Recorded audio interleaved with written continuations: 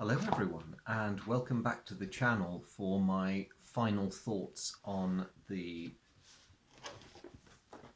again, hasn't got any lighter, the Heroes tactical system comprising Heroes of Normandy, Heroes of Stalingrad and some of their various expansions.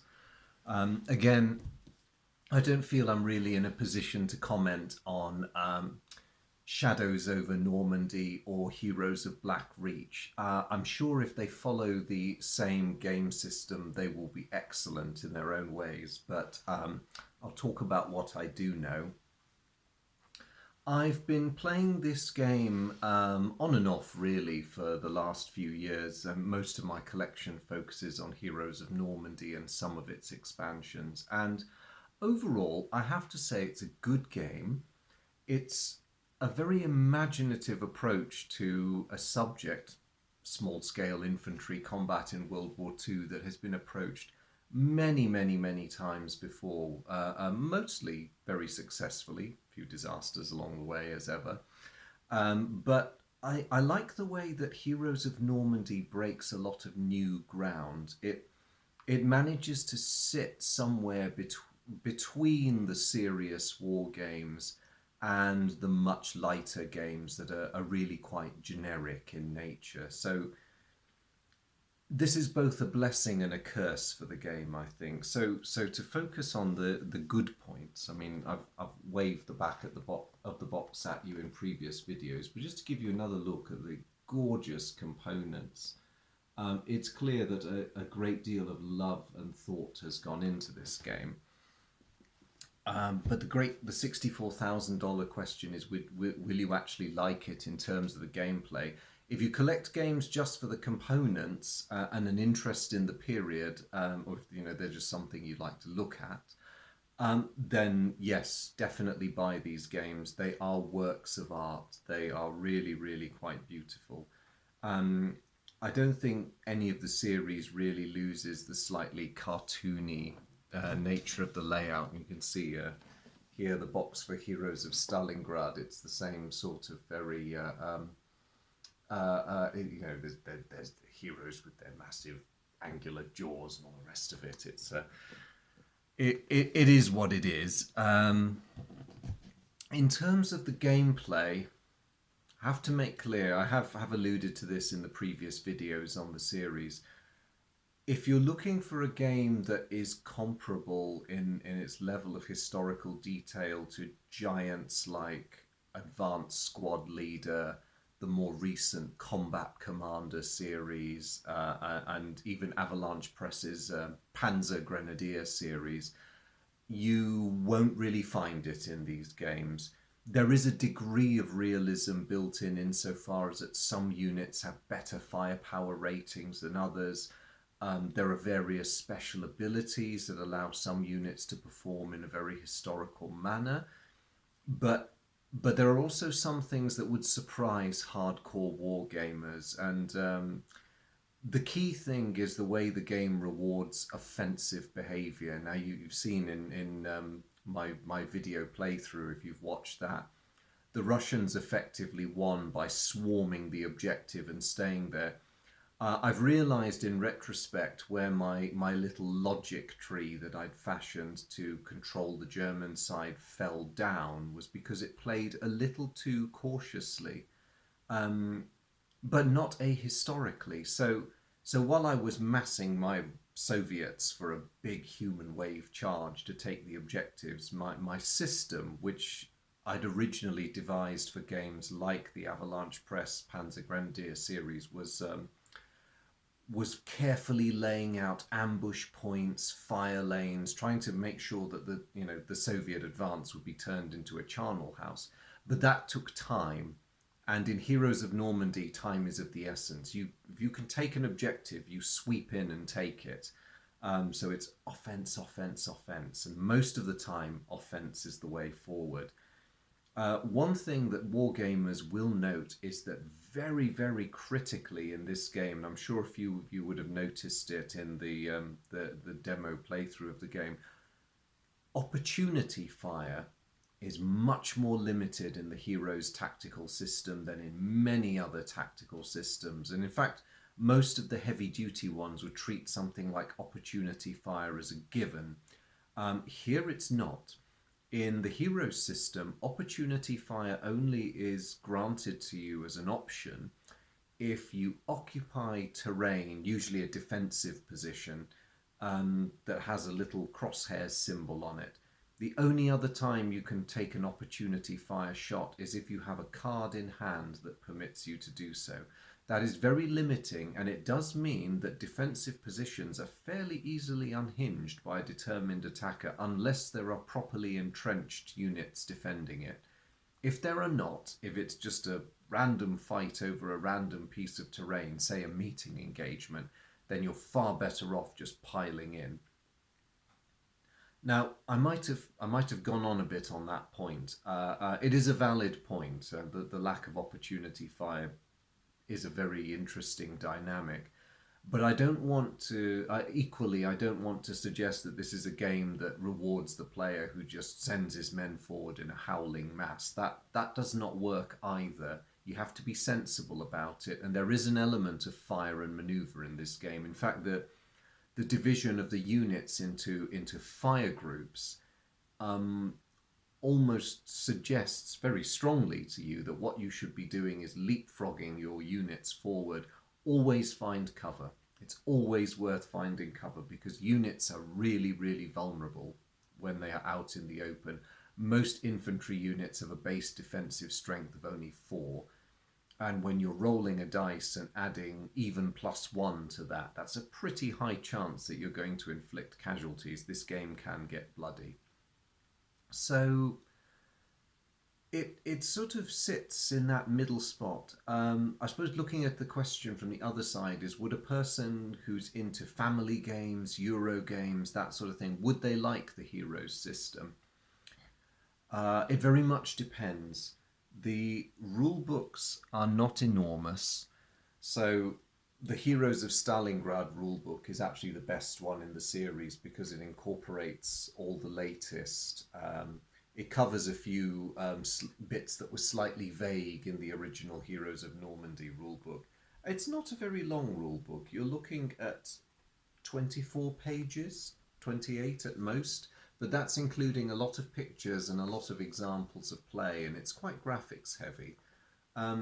Also, the way it's presented is quite helpful. You'll pick the game up quite quickly. So I don't think many people would be put off, and this is a game that rewards a little bit of effort when you first open the box. So I think there's a lot here, and once you get used to the game and the symbols used in the game, the expansions don't really add anything by way of complex rules. This is very much a casual gamer's game, and I think there's a lot of fun to be had with it. It can be very swingy, but not in a way that would certainly not in a way that makes me want to stop playing it. If I'm in the mood for something that is a war game, and I've said before I do count the Heroes series as a war game because it got enough of the historical detail to make it work for me, but I want something a bit lighter than Squad Leader or even Panzer Grenadier, something that plays quickly and that you can play a fairly small scenario for. This is definitely the game to go for. If there are any problems with it, I think it's more the nature of the game's aesthetic. Now, I don't mind the cartoony approach they've taken, and I don't mind that this game is a homage to the war films we all love so much. Now, I mentioned Kelly's Heroes and Saving Private Ryan and all those other, the greats in between those two that we like to see. I mean, heck, there's even the character of Oddball in one of the Sherman tanks. And if I bring back Heroes of Stalingrad just for a second, if you look very closely at those Soviet characters, any one of us who has watched Enemy at the Gates will certainly recognize Commissar Danilov, who is in there by the name Danilov, and of course there's the young Miss Chernova. who was the main character of the sniper in that film. So yes, they are both here under their under the names and guises they appeared at in those films, and there's the sniper options too. So this is very much a game series built around those films. The games have proven slightly controversial on that front. There were some rumblings, both with regards Heroes of Normandy, but more so with Heroes of Stalingrad, that this approach was a little bit disrespectful. Um, I can see where the critics are coming from there. It is it's a difficult subject, and the Eastern Front, particularly because of the rather horrendous nature of the fighting there, is a difficult subject to deal with. And this is a tricky conundrum that I think all war games face, because all of us who play these games and those who design them know that we're dealing with a horrendous topic, and that you need to be careful to be slightly respectful. Now, Heroes of Normandy, I think, treads that line quite easily. Yes, it's cartoony, and yes, it's a bit, off the wall, but it's a reasonable presentation of what the fighting in that theatre was like, and you can forgive them for taking a few liberties with the artwork. In Heroes of Stalingrad, I get the feeling that they push the artwork out just that little bit further. And you can see in the scenario design that they also start taking a few interesting liberties. So there are some missions in the Heroes of Stalingrad campaigns where your sole objective as the Soviet player is to recapture some vodka which has fallen into German hands. That's a bit, okay, it's fun, it's like, oh, we've got to go and get our booze back, but at the same time. Also, the artwork in Heroes of Stalingrad in places was a little bit more, I'll say, controversial. Look at that example from the scenario book. It's it wasn't strictly necessary. I appreciate the grim humour behind it, but at the same time, I can see why a couple of people were upset. It's very much a matter of personal taste. This is something you could talk about endlessly, and probably get nowhere. Yes, they pushed a bit harder with that one, but at the end of the day, it doesn't affect the quality of the gameplay one whit, which at the end of the day is what I think this should be about. Um, would I recommend this game to people? Absolutely, unreservedly, because as I've said before, I think there is enough detail, and enough decision making, tactical decision making in these games to get a war gamer, even a serious war gamer, quite interested. I cannot argue with the aesthetics of the game. The game is beautiful, whether you like the artwork or not. Effort has gone into it. The map tiles are gorgeous. The level of detail you get on the unit counters is simply amazing. When I look at some of the buildings that are done for the Stalingrad game, and the destroyed side, it's really evocative of the period. I mean, look at that rubble. Look at the sheer level of effort that's gone into producing that. That's a nice game. And what I also like about this game is its huge replayability. So because of the point system, it's very easy to work through the scenarios and refashion them. So of course the British expansion, the British and the Commonwealth now have a huge force in the Heroes of Normandy universe. But they're not included in any specific missions except for one or two in the expansions. However, using the point system, you can play through all the missions in Heroes of Normandy with the British. You just substitute the British units of equal points value for the American ones. And you can, if you want to try swapping some of the missions around from Heroes of Normandy to Heroes of Stalingrad, you can use the point system again to create Russian forces and just say that it's a late war scenario where they're advancing into the Third Reich former eastern provinces, which they're busy liberating. So the game has a lot of variety, and there's so many suggestions in both core boxes for the types of battles you can fight. There's encirclement, straight up attacker versus defenders, outnumbered defenders having to hold positions for a certain number of turns. You could be playing this game for years, possibly decades, and you'd even if you made it through every possible combination of scenarios and units, you'd find you got to a stage where you'd forgotten where you started and you want to go back and start again. And you can link missions together in a campaign. There is a lot packed in these boxes. So yes, I would say there's lots there. And again, the rules are not complicated. Bit of effort on day one and you'll be playing quite happily. Start with a small scenario. There are so many good teaching scenarios in this game, and once you're used to it, I think it will be, if not a favourite, it'll be a game that comes out fairly frequently. I do think Jan and Clem, the original designers, are to be congratulated, and it's a measure of their success, despite some of the controversy.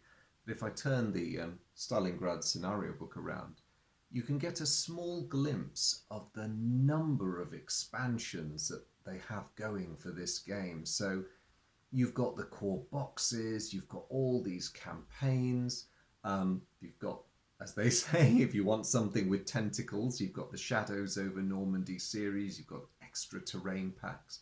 You have so much that can bulk this game out even further. And if you are a bit of a completist, then by all means, go for Heroes of Blackreach as well. I do not know if that series is still in production, but the last time I looked, it was still possible to get the core boxes for a fairly reasonable price. So if you fancy sidestepping into Warhammer 40,000 through the vehicle of the Heroes Tactical series, then that option is still open, I believe. I can honestly say I won't let more than a month go past without getting the Heroes games out.